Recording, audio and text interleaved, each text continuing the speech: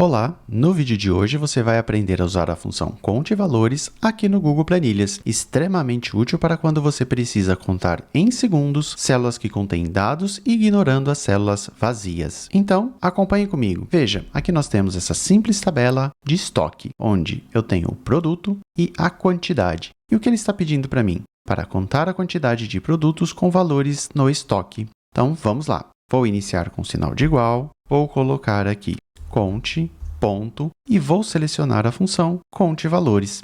Aqui ele vai me pedir um intervalo, eu vou selecionar aqui o intervalo com a quantidade, vou fechar o parênteses e dar um Enter. Pronto! Agora nós temos que a quantidade total de produtos que contém valores são 5.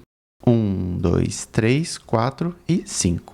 Agora vamos para o segundo exemplo. Nesse segundo exemplo, nós temos agora texto. Então, aqui eu tenho esse check, tenho aqui escrito presente, aqui, ok e veio. Nós precisamos primeiro contar aqui a quantidade de participantes no primeiro evento de terça-feira, depois de quinta e, por último, nós vamos contar a quantidade total. Então, vou iniciar com o sinal de igual, colocar aqui, conte.valores e vou selecionar aqui todo o meu intervalo. Fechar um parênteses, dar um Enter e pronto. Aqui ele já contou que no evento de terça-feira, 4 pessoas vieram.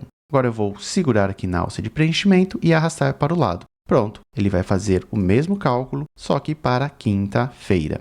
Legal, agora só falta a gente contar a quantidade total de participante nos dois eventos. Então, para isso, vou iniciar com sinal de igual, conte.valores e eu vou selecionar os dois intervalos.